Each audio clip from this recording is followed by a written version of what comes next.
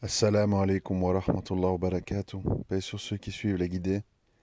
Paix et bénédiction sur le prophète sallallahu alayhi wa sallam, sur ses compagnons, ses amis, sa famille, ainsi que sur tous ceux qui le suivront de bonne foi jusqu'au jour du jugement.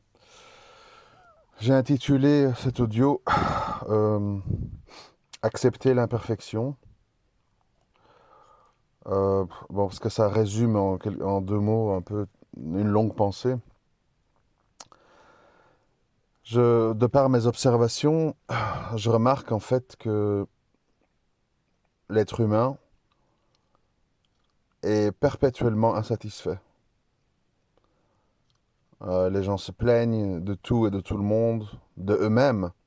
Mon nez est trop ceci, j'ai trop de graisse par ça, par là, je suis trop petit, je suis trop grand, mes dents, ma peau, enfin que sais-je. Chacun ses complexes. Et, euh, et en fait, j'ai cherché un peu la genèse de tout ça, la source. En fait, j'ai l'impression que cette quête, vous savez, la quête du bonheur, la quête du paradis perdu, entre guillemets, est une quête où la plupart des gens se sont rendus, se sont rendus compte tôt ou tard qu'ils poursuivaient des illusions. Ceux qui s'en rendent compte de plus vite, ce sont les gens qui ont de l'argent, en fait. De l'argent, mais qui sont restés plus ou moins sains, ce qui n'est pas toujours le cas quand on a beaucoup d'argent. Et en fait, voilà, une fois que vous avez de l'argent, bon, ce qui n'est pas le cas de la plupart d'entre vous, moi j'en ai eu un peu dans ma vie, donc je sais plus ou moins de quoi je parle. Je l'ai vécu. Et donc, une fois que vous avez de l'argent et que vous avez voyagé, vous avez rencontré des gens à gauche, à droite, vous avez connu des pays avec de très belles mers, vous avez connu, je sais pas, un peu la vie rêvée de monsieur et madame tout le monde, hein. Un pavillon, une villa, une grosse voiture, etc., etc. Vous vous rendez compte en fait que l'histoire, c'est quoi? C'est un petit peu comme si vous imaginez une prison, une prison. Et dans la prison, en fait, ben dans la prison, il y a des endroits. Il y a le cachot, il y a les égouts, il y a l'infirmerie, il y a la salle télé, il y a la salle fitness, il y a le truc de la balade, etc., etc. C'est-à-dire que, oui, il y a des endroits plus agréables que d'autres, il y a des situations plus agréables que d'autres, mais le fond de l'affaire, c'est que vous êtes en prison. Et ça, les gens qui ont de l'argent et qui ont pu vivre et qui ont connu euh, un peu la vie dans le sens large du terme, ils ont vécu dans plusieurs endroits différents, ils ont été plusieurs fois mariés à des femmes différentes, de races différentes, etc. Eh ben, les gens ils comprennent en fait que c'est que c'est que ce qu'on recherche, on le trouvera pas ici-bas. Parce qu'il faut pas oublier la source. J'en ai déjà parlé. La source, c'est qu'à la base, nous étions dans ce qu'on appelle le jardin d'Éden, et puis nous avons été chassés. Et nous sommes ici dans une sorte de, pas d'enfer, mais une sorte d'endroit de punition. À nouveau, si je reprends l'exemple de la prison, c'est un petit peu comme si vous êtes dans la cour, dans une chambre commune, et vous avez une télé et tout ça. Et puis vous commencez à pas respecter les règles de la prison, à, à vous mettre à dos en gros le directeur de la prison, ben, qui décide de vous mettre pour X temps au cachot. 2 semaines, un mois, 2 mois, je sais pas. Parce que vous êtes battu, parce que vous avez cassé, parce que vous vous avez pas respecté en fait votre lieu de vie et les conditions pour y vivre. Et donc pour moi en fait cette terre que Allah il a embellie, je je je je je ne conteste pas ça, mais Allah en fait il a embelli un endroit qui est en fait un immense un immense marécage. Si on enlève tout ce qui l'embellit, c'est ça en fait. C'est de la terre, de l'eau, des insectes, des rongeurs, la lutte pour la survie, les pluies, les vents, le soleil accablant. Ici, on ne le voit pas. Pourquoi? Parce qu'on voit les arbres, les feuilles, l'herbe, les plages avec le sable, enfin, ou que sais-je. Et on ne comprend pas en fait que si tu enlèves un peu toute la garniture, ben c'est un monde un peu sordide, quoi. C'est sordide. Parce qu'en plus en plus de l'embellissement que là il a fait pour nous rendre ce séjour plus léger, alhamdulillah, faudrait quand même penser à remercier. Il y a aussi le fait que se rajoute à ça une deuxième illusion qui est les hommes. C'est les hommes, hein, les routes, les lampadaires, les, les, les climatiseurs, les ventilateurs, les voitures. Imaginez, juste fermez les yeux et imaginez que vous êtes sur Terre et on enlève tout ce que l'humain a créé, enfin créé, tout ce que l'humain a modelé avec les matériaux euh, trouvés ici-bas, et on enlève toute la garniture qu'Allah il a mis, quoi. Les animaux, les arbres, etc., quoi. Tout est à plat, et rien, il n'y a pas de garniture, il n'y a pas d'embellissement. Vous allez vous rendre compte que ce monde, il est, il est une sorte de cachot, en fait. Il est une sorte de purgatoire. C'est... Alors évidemment, il y a deux façons de réagir à ça.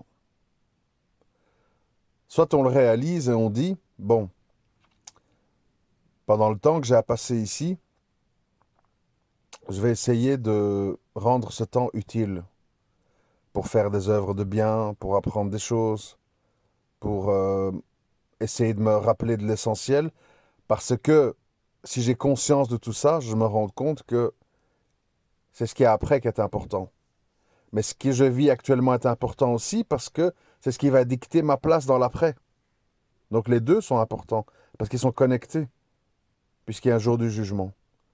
Donc cette vie, je veux dire, ici, n'est pas importante dans le sens que on va laisser tout derrière nous, tout est illusion, tout est décor, tout est garniture.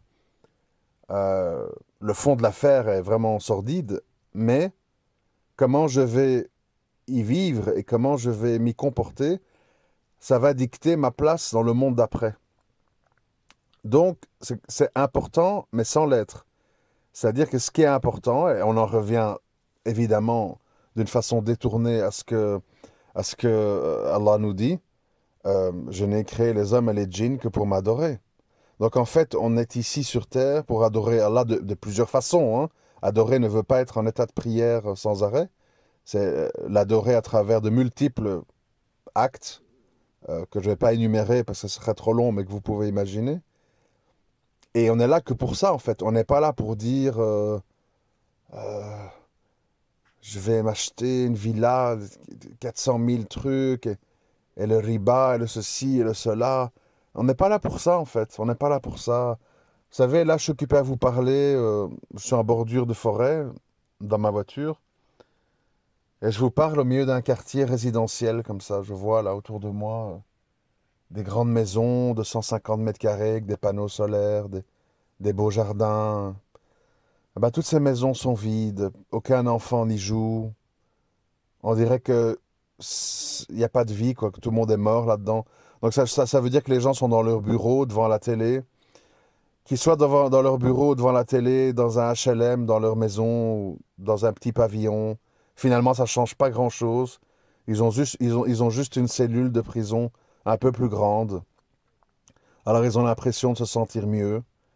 Mais bon, ça leur a coûté très cher, hein, donc ils ont dû faire des grands sacrifices pour se payer ça, et pour payer les taxes et l'entretien et tout ça. Et donc c'est ça l'illusion en fait. Je prends une grande cellule, une petite cellule, et quand quelqu'un il a une vie intérieure riche et qu'il a compris sa place sur Terre, peut s'accommoder d'une pièce de 2 mètres sur 3. Il aura une petite table avec une chaise, un matelas par terre, avec une fenêtre, et il sera peut-être bien. Et la personne, dans sa grande villa, là, de 150 mètres carrés, elle est seule. Ses enfants font des stages en Angleterre, en Australie. Elle est face à la télé, rencontre personne, parle à personne, se méfie de tout le monde. Tu es seul dans ta grande cellule. Et tu as pensé que c'était la clé de ton bonheur. C'est ça l'illusion. Qui a fait que tu as fait plein de sacrifices, t'as été outre plein de choses pour pouvoir y accéder. Et donc, quand je disais se satisfaire de l'imperfection, on peut parler de ça, mais à tous les niveaux, en fait. Vous savez, beaucoup de gens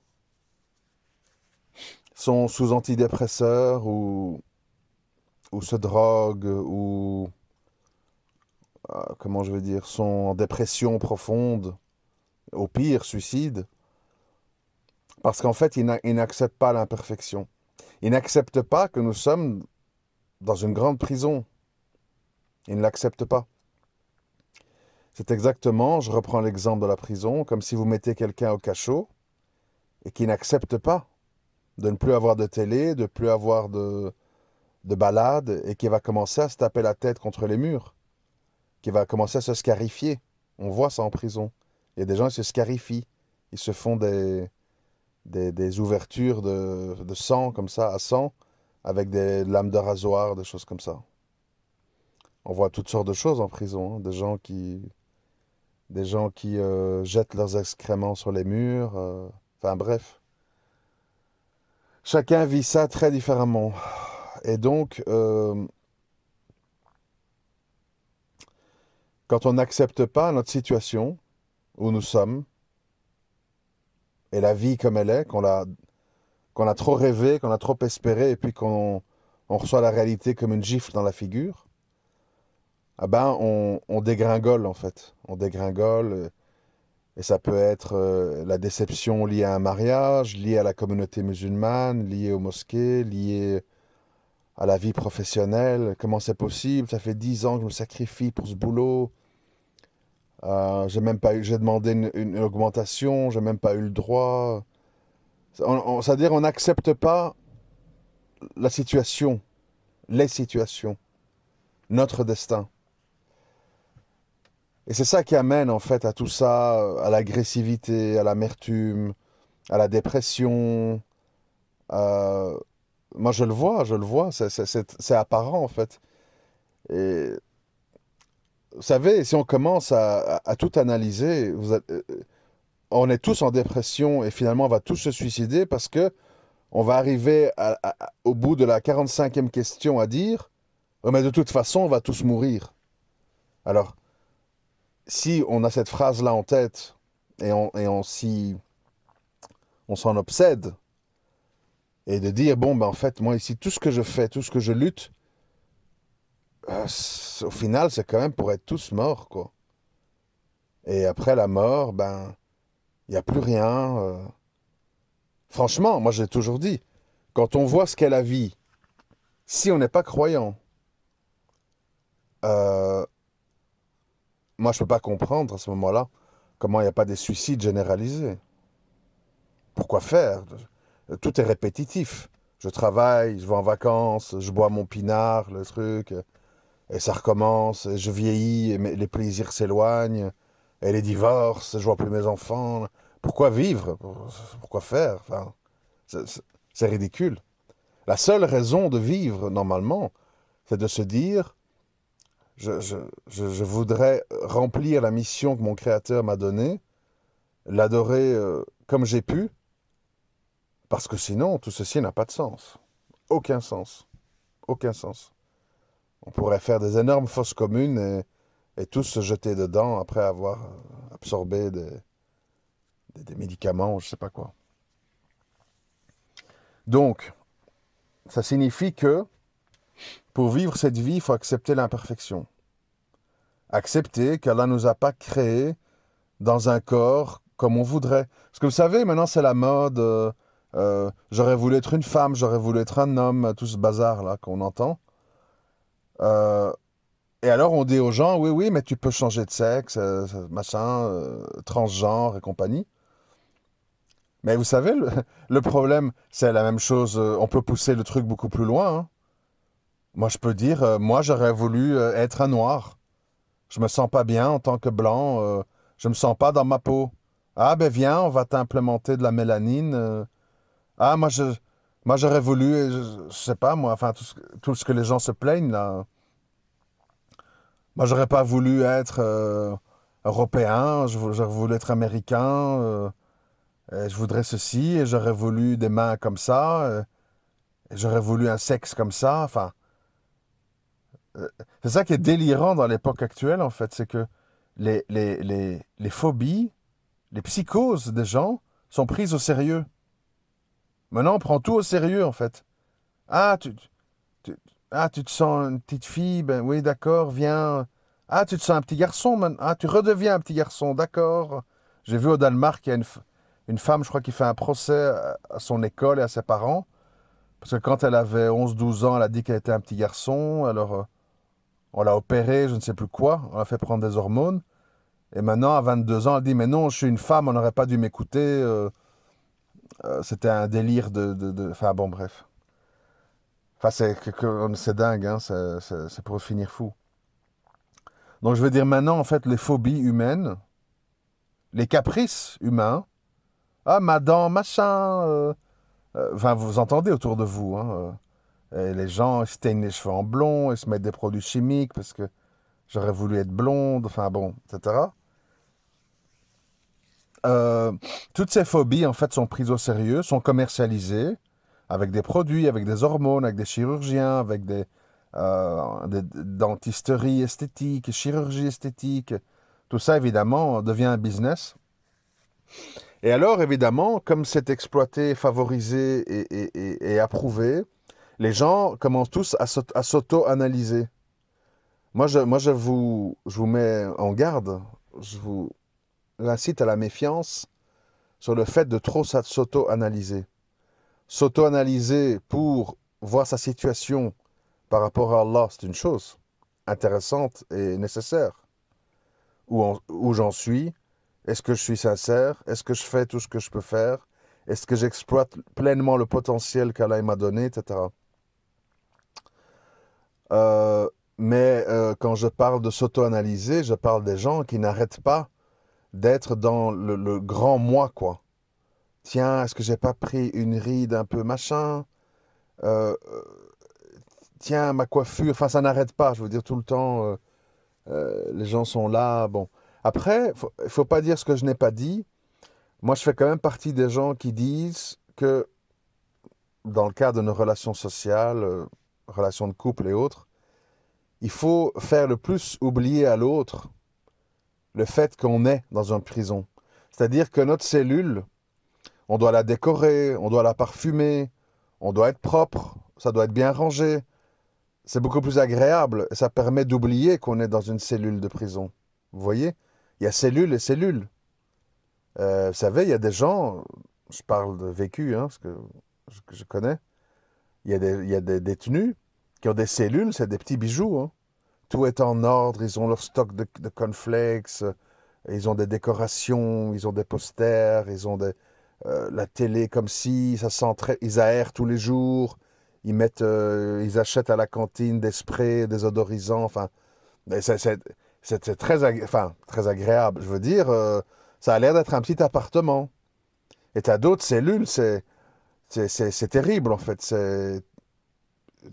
Il y a de la poussière par terre qui s'agglomère, ça fait des tas de poussière.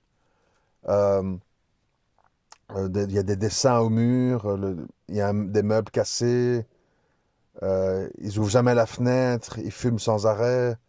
Et tu rentres dans une espèce de cloaque, de fosse septique, je sais pas. Et pourtant, c'est la même prison. Et c'est une cellule voisine. La même dimension, même tout. Mais toute l'atmosphère est différente. Et c'est pour ça que je dis, c'est pas parce qu'on réalise que ce monde est illusion Nous-mêmes, nos personnes, nous sommes des illusions. Vous comprenez ça? Il faut bien réaliser, quand on est là dans le monde du paraître, du physique, nous sommes des illusions. C'est-à-dire que si on enlève ma peau superficielle, on se retrouve devant quoi en fait? On se retrouve devant un tas de viande, de sang, de graisse, euh, qui serait terrifiant à regarder, on serait dégoûté. Et si on nous laisse coucher comme ça, mort dans une forêt ou quelque part, on va pourrir, on va avoir une odeur absolument infecte. Une des pires odeurs au monde, c'est un cadavre en décomposition. On aurait des vers de terre, des fourmis sur nous. Et puis on retrouve quoi? Quelques os. Nous sommes une illusion, je veux dire. En fait, nous sommes une illusion, pourquoi? Parce qu'on a un paraître, des couleurs de yeux, une forme de visage, une couleur de peau, bon, une taille qui varie finalement très peu, hein. On va dire d'1,70 m à 2 mètres pour un homme, donc tout se joue sur 30 centimètres. Bon, 30 centimètres, c'est pas grand-chose, hein. C'est ça, la plupart des hommes mesurent ça. Et, mais dans le fond, nous sommes tous que des amas de viande, de sang. Enfin, je veux pas être lugubre, mais bon, d'urine, d'excréments. Et tout ça est masqué. Tout ça est masqué, caché, sous une couverture, de nouveau, que bon, Allah a rendu, qu'Allah a rendu, comment dirais-je, agréable, appréciable, quoi, bon. Mais, enfin, voilà. Et donc, quand je parle de l'imperfection, il y a aussi le fait de, les gens, beaucoup, ils se retournent sur leur vie. Moi, j'ai beaucoup connu ça avec mes grands-mères et tout ça. Ils se retournent sur leur vie et ils n'ont que des regrets. Ah, enfin, je dis des exemples vrais, hein. Ah, si j'avais su que ma fille serait tellement ingrate envers moi, j'aurais jamais quitté son père quand elle était bébé. Je l'aimais, cet homme. Je l'ai quitté parce que lui n'aimait pas sa fille. Et regarde comment ça s'est terminé. Ma fille ne vient même pas me visiter. Et elle est ingrate. Elle se plaint de moi. Et elle n'en veut qu'à mon argent, etc. Vous imaginez quelqu'un qui tous les jours vit avec ça en tête? C'était le cas de ma grand-mère d'Italie. Elle répétait ça sans arrêt. Qu'elle avait quitté un homme qu'elle aimait, qui était je crois, un marin anglais, avec qui elle a eu une fille. Et lui l'aimait elle, mais n'aimait pas les bébés, n'aimait pas les enfants. Et je suppose qu'il la maltraitait ou... Enfin, de ce que j'ai compris, il était jaloux qu'elle prenait le sein, je sais pas quoi. Et elle a quitté cet homme pour sauver sa fille, en gros. Et la suite, c'est que sa fille lui a rendu la vie impossible. Elle était tout sauf reconnaissante. Et elle répétait ça régulièrement. Et ça s'est jamais arrangé jusqu'au moment de sa mort. Bon, sa relation était comme ça avec sa fille. Alors, vous savez, je dis pas que ça se serait bien passé, mais à un moment donné, si quelqu'un sent que vous avez fait quelque chose, c'est pour ça que je dis dans la vie, il faut toujours faire les choses suivant votre décision, pas pour les autres. Parce que les autres, notamment les enfants, moi je connais, enfin ma grand-mère est un exemple, mais il y a beaucoup d'autres femmes qui font ça pour leurs enfants. Beaucoup de femmes font des sacrifices pour leurs enfants. Beaucoup de femmes. C'est comme ça. C'est dans leur fonctionnement. Mais il faut savoir que l'enfant, c'est pas lui qui vous a demandé de faire ce sacrifice. C'est vous qui avez décidé de les faire. Pour des raisons qui vous regardent. Parce que vous êtes convaincu que votre enfant a besoin d'une chambre à lui, que votre enfant a besoin d'aller dans une école de haut niveau, etc. Et vous avez fait des sacrifices pour ça. C'est pas lui qui vous l'a demandé. Donc ça ne sert à rien quand cet enfant est grand de commencer à lui faire sentir j'ai fait des sacrifices pour toi, hein. J'avais 2 boulots, un matin, un le soir, pour te payer tes vêtements de marque et ton école, machin. Ça sert à rien. Parce que l'enfant, il va vous dire moi, je t'ai rien demandé. Moi, j'ai pris ce que tu m'as offert. Et il va même se retourner contre vous parce qu'il va dire, en fait, elle n'a pas fait de bon cœur, elle l'a fait les dents serrées pour après me servir ça comme alibi que je lui dois ceci, je lui dois cela. Et donc votre sacrifice, il va être dévalorisé. Mais bon, ça c'est encore un autre problème. J'essaie de rester dans le sujet. Donc, ce que je veux dire, c'est qu'à un moment donné, si on se retourne, chacun d'entre nous, si on se retourne sur nos vies, nos mauvais choix, nos erreurs, nos mauvaises rencontres, on a tous matière à être remplis de regrets. Et à un moment donné, si on y pense trop, si on s'y focalise trop, eh bien, on va rentrer dans une spirale infernale, dépression, regret, amertume, et si, et j'aurais dû, et j'aurais pu, et si j'avais été plus ceci, et si j'avais été plus cela. Comme vous le savez, dans Din, les si, ça vient de Shaitan. Parce que le si veut dire, j'imagine un destin qui n'existe pas, mais qui aurait pu exister, et que je tiens pour réel dans ma tête. C'est ridicule. C'est ridicule. Je veux dire, il y a tellement d'exemples, vous voyez, autour de nous. Euh, J'avais vu là hier rapidement la biographie de la chanteuse Britney Spears. C'est triste, quoi. C'est triste. Alors pour les gens, c'est, ouais, elle a réussi, elle a vendu plein d'albums, elle danse, elle fait des tournées. Ouais, mais la fille, elle est malheureuse, en fait. La fille, elle est malheureuse. Elle a pas eu de vie sentimentale stable. Elle a été mise sous tutelle pendant 13 ans par son père, parce qu'on dit qu'elle était folle pour prendre son argent. Elle a travaillé comme une esclave à faire des concerts sans arrêt partout, etc. Qui vous dit que cette fille n'aurait été pas plus heureuse à danser dans son salon toute seule, si elle aimait danser et chanter, et d'avoir son petit mari et ses enfants Et si elle aurait eu cette vie-là, elle aurait dit: oh, si j'étais une star qui se produirait sur toutes les salles de concert du monde, avec les paparazzis derrière moi. Vous comprenez? C'est ça l'humain. L'humain pense toujours que son destin est le plus effroyable, le plus détestable, et que il aurait pu avoir mieux. Rien ne garantit ça. En théorie, oui, c'est facile d'imaginer un meilleur destin. Mais en pratique, ce qui paraît être un meilleur destin est parfois un destin pire, bien pire.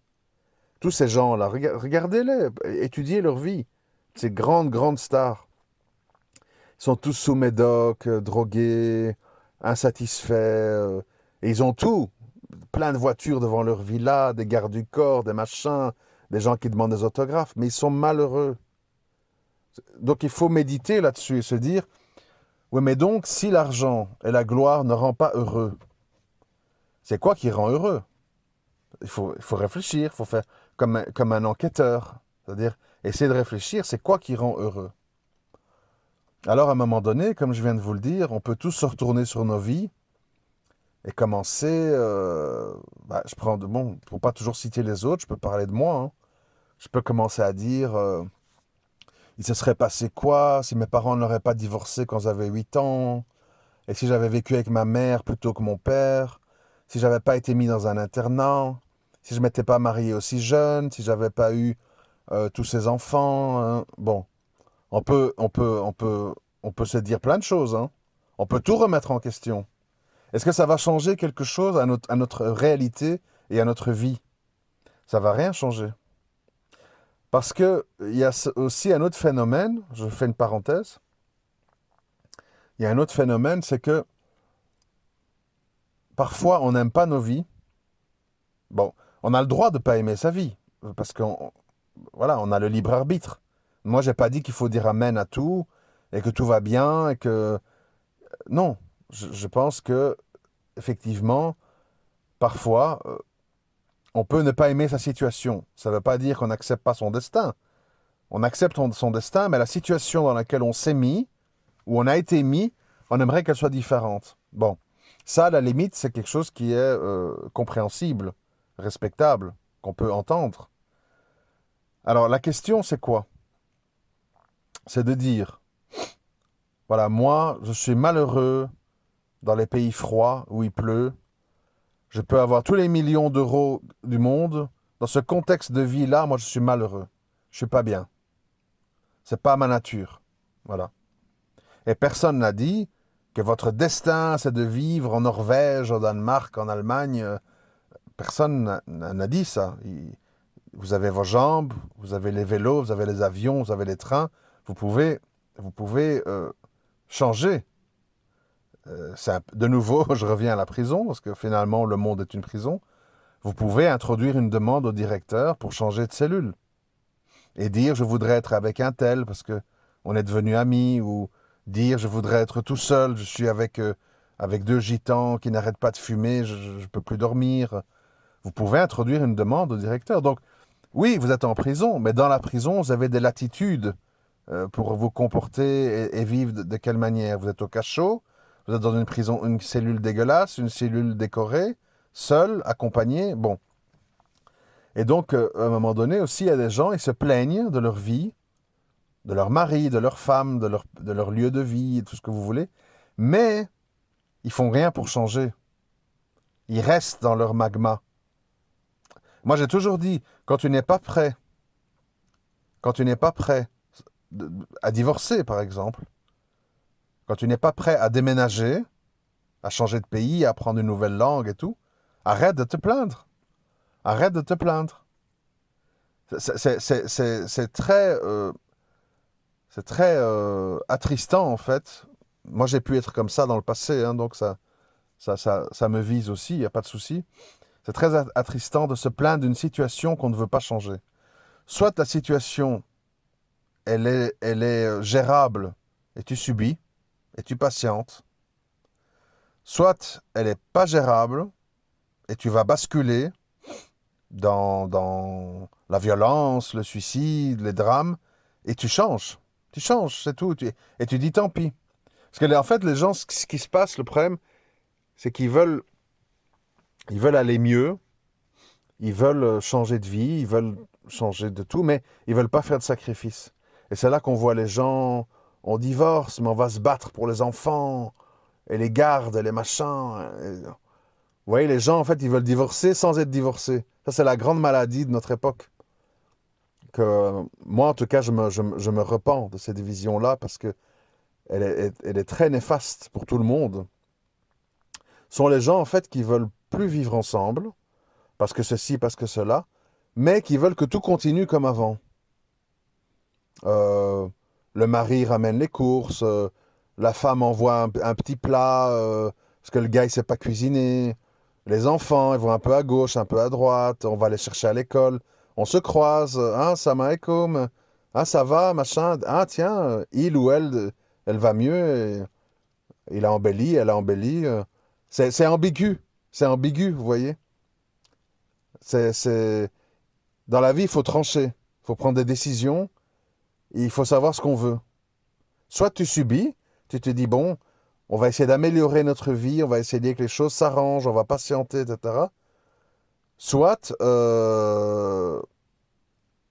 soit tu tranches, tu tranches. Mais quand moi j'ai parlé d'accepter les imperfections, je pensais à quoi en fait? Je pensais à... Il y a plusieurs façons de voir les choses. Par exemple, vous pouvez dire, pour reprendre mon cas, vous pouvez dire, ah, j'ai eu une vie sentimentale désastreuse, plusieurs divorces, euh, décidément, je suis pas fait pour cette vie, je suis pas fait pour le mariage. Et bon, finir tout seul, hein, en commençant à radoter les femmes et ceci et cela. Ou bien vous pouvez vous dire, bon, ben, j'ai pas tout bien fait, j'ai fait certaines choses bien, certaines choses mal. L'autre a aussi joué un rôle dans cet échec. Ce n'est pas que moi. Donc j'ai des responsabilités, mais pas toutes les responsabilités. Le destin a voulu qu'à un moment donné, ça soit plus récupérable. Mais Alhamdoulilah, ça m'a servi pour apprendre la vie, pour comprendre la nature humaine, pour, pour comprendre les femmes. J'ai quand même j'ai quand même été le sabab, donc l'intermédiaire pour qu'il y ait 8 âmes sur cette terre qui vont peut-être faire du bien, qui vont peut-être être utiles. Donc tout ça n'est pas stérile, c'était pas des relations qui n'ont découlé sur rien. Il y a eu 8 enfants. Vous voyez, il y a plusieurs manières de voir les choses. Ou tu te tabasses et tu te culpabilises et tu te dis et si, et si, et si. Ou bien tu dis bon, ça aurait pu être pire, ça aurait pu être mieux. Euh, J'aurais pu être veuf, tout seul avec des enfants, ça aurait été très dur. Au moins les enfants sont avec leur mère. Euh, il faut pas toujours être dans c'est comme l'histoire du physique. Il faut pas toujours dire j'ai trop ci, j'ai trop ça. Oui, tu aurais pu être carrément l'inverse de ce que tu souhaites. Tu as quelques petits défauts que tu juges être des défauts, mais qui sont peut-être pas des défauts aux yeux de ton mari ou de ta femme. Toi, tu te focalises dessus. Toi, tu psychotes dessus.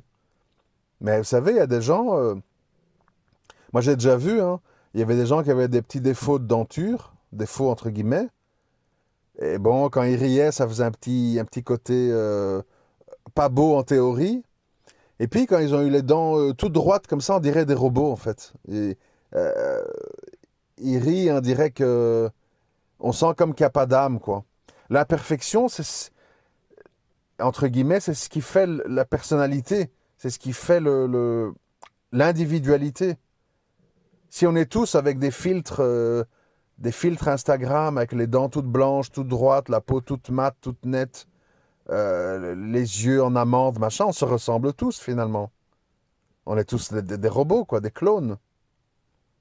Il faut bien, je veux dire, le postulat de départ que j'essaie de vous faire comprendre, c'est qu'il faut bien qu'on comprenne où on est. Nous sommes dans une grande prison. Nous sommes dans un monde qui nous paraît accueillant parce qu'il est garni par les inventions des hommes et par la création d'Allah. Mais nous sommes en territoire de guerre. Les océans, les vagues, les typhons, les tornades, les volcans, le- le- la boue, les maladies, les insectes, la guerre pour la vie, la guerre pour la survie, tel animal mange tel animal, etc., etc. Euh, c'est c'est c'est pas un monde c'est pas un monde féerique et de bisounours, hein. Ça c'est les dessins animés. On dessine des gros nuages, des arcs-en-ciel. Le monde réel est un monde rude, mais qui est garni, qui est embelli. Alors on oublie. Et c'est un monde aussi où quand on nous donne tout, je vous l'ai déjà dit, une belle villa avec une grosse voiture, hein, à un moment donné, vous allez tourner en rond. Vous allez voir qu'il y a un vide en vous, qu'il y a un manque en vous. Parce que c'est pas ici la destination finale. Et donc ici, ce qu'il faut tous nous dire, c'est que tout se passe pas comme on aurait rêvé que ça se passe. Tout n'est pas comme dans nos rêves. Notre femme, notre mari, notre lieu de vie, notre argent, etc. Mais il faut faire avec ce que Allah nous a assigné, tout en luttant, bien entendu, pour essayer de faire des choix de vie qui correspondent à ce qu'on pense être le bonheur. Parce que, de nouveau, il faut voir. Je vous l'ai déjà dit, il y a beaucoup de gens à l'époque qui sont partis en Syrie, etc. Ils sont revenus. Ils ont appelé les ambassades pour revenir. Donc tout ce qu'on s'imagine dans la vie n'est pas parfois comme c'est. C'est-à-dire, tout le monde dit je voudrais me marier. Tous les jeunes ils disent ça. Je voudrais me marier, je voudrais me marier. Et quand ils découvrent, parfois, pas toujours, hein, mais quand ils découvrent c'est quoi le mariage, c'est quoi une famille, comment on devient une femme quand elle a des enfants, ils disent ah, quand j'étais célibataire, il y avait des avantages. Donc je vous dis, on est toujours insatisfait.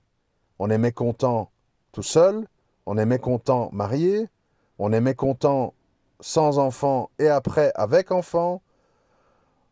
On est mécontent d'être trop jeune pour faire ceci, cela, avoir le permis, puis on est mécontent de vieillir. On est des perpétuels mécontents. Et n'a pas le courage, parfois, de faire des choix pour nous éloigner de ce qui nous fait souffrir. T'en as marre d'être une femme battue? T'en as marre de prendre des coups? Arrête de baver devant les bad boys. Arrête d'engager des discussions avec des types dont tu vois très bien qu'ils sont comme ça. Ou sinon, ne te plains pas. Prends tes coups et garde ton bad boy. C'est simple, hein? La vie, elle est simple. Tu veux la sécurité, tu aimes l'argent, etc. Ben, supporte ton mec qui voyage tout le temps, qui fait de l'import-export, qui est peut-être pas ton type physique, mais qui t'apporte argent et sécurité. Supporte, assume. Tu veux pas ça? Ah ben, prends des risques. Prends le moniteur de plongée, là, à Djerba, en Tunisie. Vis dans une petite maison d'amour et d'eau fraîche. Va au bout de ton truc. Les gens, c'est ça, en fait. Ils se plaignent, mais ils vont pas au bout de leur truc. Ils vont pas. Donc moi, je dis, d'abord, ne pas tout le temps se plaindre. Et deux, si tu, si tu penses que vraiment, ça ne te correspond pas, ça ne te va pas, envoie une demande au directeur de prison pour changer de cellule. Changer de camarade, comment on appelle, de compagnon de cellule. Il y a moyen, si tu donnes des bons arguments. Mais, jamais oublier, tu es dans la prison. Tu es en prison, tu as beau être dans la salle de fitness, dans ta cellule décorée, dans la balade, faire du sport, tu es en prison. Ici, nous sommes en prison. Nous sommes tenus par plein d'obligations. On doit dormir, on doit aller aux toilettes, on doit manger. On est malade, on doit se faire opérer. On souffre de la chaleur, on souffre du froid. Bref, on est, on est sous de multiples contraintes qui s'imposent à nous. Et la vraie grande vie qu'on imagine, qu'on souhaite, qu'on espère, elle se passe après. Et pour y avoir accès, il y a certaines choses à faire ou à ne pas faire. Et ça s'arrête là, en fait. Tout le reste, c'est du blabla, c'est des illusions, c'est des impressions passagères, c'est l'imagination, et c'est les et si, et j'aurais pu. C'est du temps perdu, de l'énergie perdue, de l'amertume pour rien, euh, des dépressions pour rien. Toujours, comme je le dis dans mes audios, se retourner sur soi. Qu'ai-je fait pour mériter ça? Est-ce que j'ai pas joué un rôle dans cette situation? Vous savez, beaucoup de gens, hein, ils se disent pas ça. Est-ce que j'ai joué un rôle dans cette situation? Les gens sont dans la plainte. Ça fait le troisième mec qui me bat, nan, nan, nan, nan, tous des salauds. Ouais, mais toi, tu es quoi? Tu es Blanche-Neige, tu es Cendrillon, t'as tout bien fait, t'as jamais insulté, t'as jamais jeté des objets à la figure, t'as jamais... De quoi? T'as jamais fait la dépressive à longueur de journée, qui n'esquisse jamais un sourire. Je sais pas. J'ai beau réfléchir, en fait, je me dis toujours, les gens se focalisent sur ce qu'ils n'ont pas. Ça les rend malheureux. Ah, j'ai pas assez de forme, j'ai les dents comme si, gna, gna. Et l'autre, c'est l'inverse. Ah, je suis trop grosse, je me sens pas bien, je suis fatigué quand je monte les escaliers. Bon. Donc on se plaint. Deux, on met rien en place, en fait, pour vraiment changer ce qu'on pense qui nous fait souffrir. T'en as vraiment marre d'être gros, grosse? Vraiment, vraiment, vraiment, t'en as marre? Si c'est vrai, tu vas manger autrement, tu vas faire du sport, tu vas changer plein de choses dans ta vie. J'ai toujours dit, et j'en suis convaincu, que dans la vie, on progresse dans ce qu'on aime et ce qu'on donne de l'importance. Et par exemple, pour nous, j'allais dire pour nous les convertis, mais pour les convertis ou même les Arabes qui reviennent à leur religion, il n'y a pas de secret. Moi, je ne me voile pas la face. Si, par exemple, on parle toujours pas l'arabe et on n'écrit pas l'arabe, c'est par manque de motivation. Il y a... Vous savez, vous pouvez être croyant, convaincu, mais être, je sais pas, paresseux. Paresseux. Et c'est un problème. Tu peux pas toujours te lamenter. Je progresse pas dans les sciences islamiques, j'ai pas de niveau, j'ai pas l'arabe. Hein. Oui, mais qu'as-tu fait pour mettre ça en place? C'est ça la question. Moi, par exemple, je me suis souvent posé, j'ai dit, enfin, je me suis dit, voilà, t'as perdu, c'est un peu dur ce que je vais dire là, mais t'as passé 27 ans de ta vie dans les histoires de jupes et de femmes et d'enfants et d'accouchements et de divorces, etc. Et voilà, c'est-à-dire que t'as fait primer euh, pendant les 47 premières années de ta vie, t'as fait primer les histoires de femmes, même si c'était pas dans l'illicite, hein, je parle de femmes, voilà, euh, de mariage, de tout ce qui va avec. Tu as fait primer les histoires de femmes sur ta connaissance de l'arabe, des sciences islamiques. Voilà, à un moment donné, il faut voir la réalité en face. J'en suis là parce que ça, parce que ceci, parce que cela. Euh, c'est trop facile aussi de dire, de mettre tout sur le dos du destin. Oui, on a notre destin, mais il y a aussi les choses dont on choisit de faire ou de ne pas faire. Et ça, il faut l'admettre. On ne peut pas toujours dire mon destin. Non, non, ton destin, c'est une chose. Et tes choix ou tes non-choix, c'en est une autre. Donc c'est pour ça que le musulman, il fait de son mieux, il prend des décisions profitables pour lui et sa religion, mais au-delà de ça, il ne contrôle pas le destin. Et donc il essaye de dire, ce qui m'arrive, il y a un message divin là-dedans, pour moi, à moi de le comprendre, de l'interpréter. Il n'y a pas 36 000 solutions. Ce que je vous dis quand vous voyez votre cas, regardez autour de vous. Le nombre de gens insatisfaits. Regardez, vous dites, ah, j'ai pas de boulot, je suis au RSA, etc. Allez voir la tête des gens le matin sur le périph' à Paris qui vont à leur travail. Allez voir leur tête. Allez voir comment ils vivent. Vous croyez ils sont l'air heureux? Ils sont pas heureux. Il y a pas, tu peux pas être heureux en prison. Tu peux décorer, comme je vous ai dit, des grandes maisons plutôt que des petits HLM, une grande voiture plutôt une petite. Bon, mais tu t'habitues très vite au confort et au privilège. Hein. Tu t'y habitues et tu retournes à ton sentiment de vide. Parce que c'est comme ça la nature humaine. Bref, je ne vais pas répéter, mais voilà. C'est ce que je voulais partager avec vous aujourd'hui. J'espère que ça peut vous être utile. À très bientôt, Inch'Allah. Salam alaikum wa rahmatullahi wa barakatuh.